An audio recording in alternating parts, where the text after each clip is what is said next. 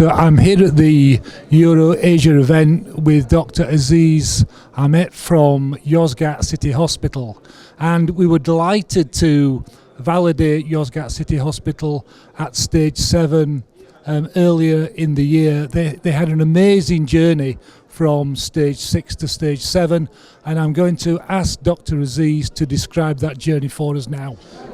Teşekkür ediyorum.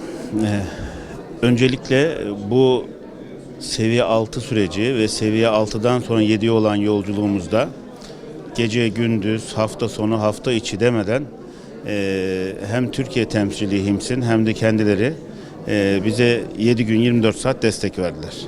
Ve bu desteklerle kendilerinin bize aktardığı birikim ve heyecanla bugüne de geldik. İnşallah şimdi yeni görev yaptığım Ankara Şehir Hastanesi'nde de bu yolculuğu hep beraber tekrarlamak istiyoruz. I always think that there are three things that are really important in terms of success, and I see these three things all over the world.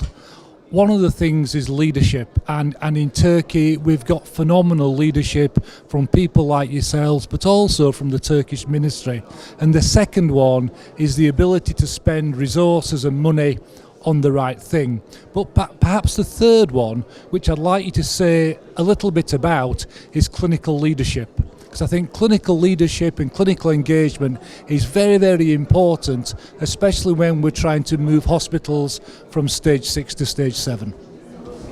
Katılıyorum. Aynen dediğiniz süreçleri biz de kendi tecrübemizde sizinle beraber yaşadık. Ancak şuna da inanıyorum. Ülkemize özel düşündüğümüzde seviye 6 ve 7 olan bu yolculuğu başaran hastanelerimizin sayısı arttıkça diğer hastanelerimizin de hem bu konuda yola çıkma, bir şeyleri başarma özgüveni artacaktır.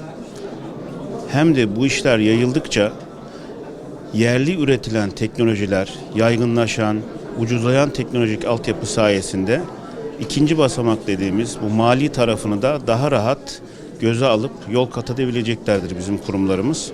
Bizim klinik liderlikte de ana amacımız yerel değil, uluslararası kabul edilmiş klinik doğruları kurumlarımızda uygulayıp uluslararası olarak kabul edilmiş standartlarda insanımıza ve bütün dünya hastalarına hizmet verdiğimizi bu yolla belgelemek.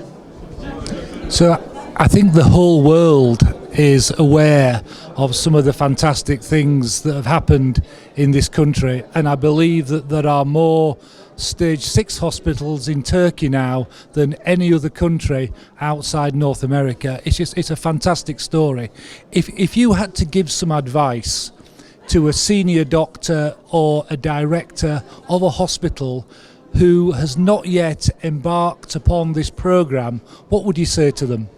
Öncelikle bizim sizin de övgüyle bahsettiğiniz, teşekkür ediyorum. Bu başarımızın önderi Sağlık Bakanlığımız ve özellikle de Sağlık Bakan Yardımcımız Sayın Doktor Şuayb Birinci ve Sağlık Bilgi Sistemleri Genel Müdürümüz Sayın Doktor Mahir Ülgü. Bazen hikayeler tabandan başlıyor. Önce insanlar bir şeyi başarıyor, daha sonra devlet onların arkasından gidiyor. Ama bu hikayede bizim önümüzü açan kendi Sağlık Bakanlığımız oldu. Sağlık Bakanlığımızın yol göstermesiyle bu yola girdik. Daha sonra önce Tire Devlet Hastanesi, daha sonra Yozgat Şehir Hastanesi, keyifle içinde bulunmaktan keyif duyduğum dün yine Ödemiş Devlet Hastanesi seviye 7 olma başarısını da gösterdi. Biz ilk yola çıktığımızda bize çok uzak bir mesafeydi. Çok uzun, zor, başarılması imkansıza yakın bir süreç gibi geliyordu. Ama çevremizdeki kişiler bunu başardıkça, sizler bu noktada bize destek verip bizi şevklendirdikçe biz de bu yolu çok rahat yürüdük. Bence bu başarının altında birinci sebep evet Sağlık Bakanlığımız, ikincisi bizim insanımızın, doktorumuzun bu süreçlere yatkınlığı ve ilgisi, ama bununla eşdeğer olarak da sizlerin hem Türkiye temsilciliği Medipol Üniversitesi ve Doktor İlker Köse aracılığıyla hem de sizin bizzat ve ekibinizle beraber sahada bulunarak, ki Türkiye'yi en ücra köşesine kadar gittiğinizi, üşenmediğinizi, gezdiğinizi biliyorum. Sizin sahada verdiğiniz desteklerle bu başarıldı. Sizin de payınız bunda çok büyük. Ümidim o ki bugün takdir ettiğimiz rakamların çok çok daha üstüne çıkan bir Türkiye'yi önümüzdeki yıl konuşuruz ve bu yolculuğu yapmakta önemli rol tutan daha çok klinik liderler, kurum liderleri yetiştiririz. Daha iyi HBS'lerimiz, daha iyi yazılımlarımız ve teknolojik donanımlarımız olur ve seviye 6'ya, seviye 7'ye ulaşmak bizden sonraki süreçlerde çok daha kolay olur diye ümit ediyorum. Ve destekleriniz için teşekkür ediyorum tekrar.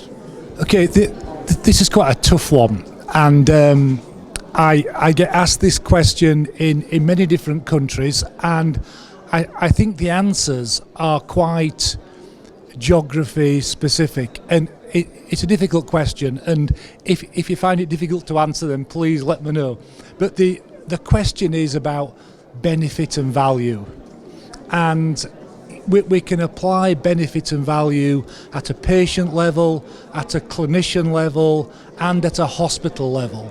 And we all understand the benefit of using electronic patient records, but what do you think the value specifically is of being a stage 6 organisation, and then for you, eventually a stage 7 organisation?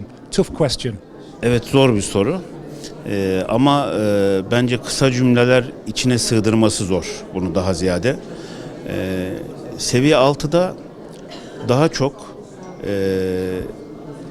bütün hastanelerde oluşan verilerimize hükmetmeyi ve o verileri ihtiyacımıza göre veri havuzundan tekrar çağırabilmeyi ve hastane sahasına daha çok hakim olmayı öğreniyoruz.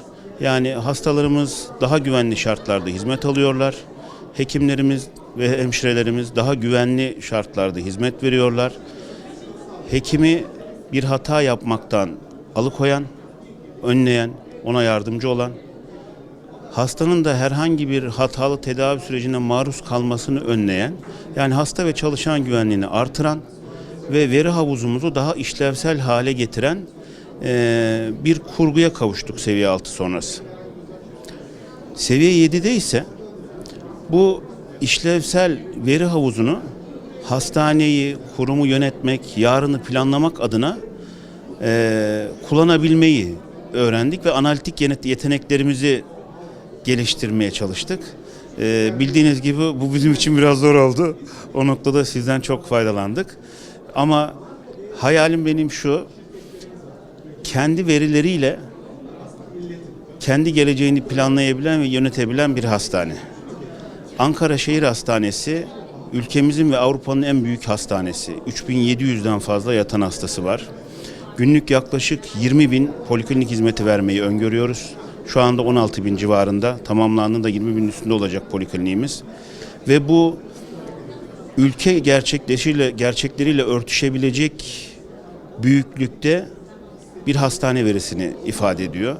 Dolayısıyla yeni çalıştığım Ankara Şehir Hastanesi'nde seviye 6 ve inşallah yarın seviye 7'nin gereklerini uygun şekilde yerine getirirsek, sadece Ankara Şehir Hastanesi'nden alacağımız bir veri kesti dahi hem hastanemizin hem ülkemizin sağlık geleceği açısından bize son derece yol gösterici ve aydınlatıcı olacaktır kanaatindeyim.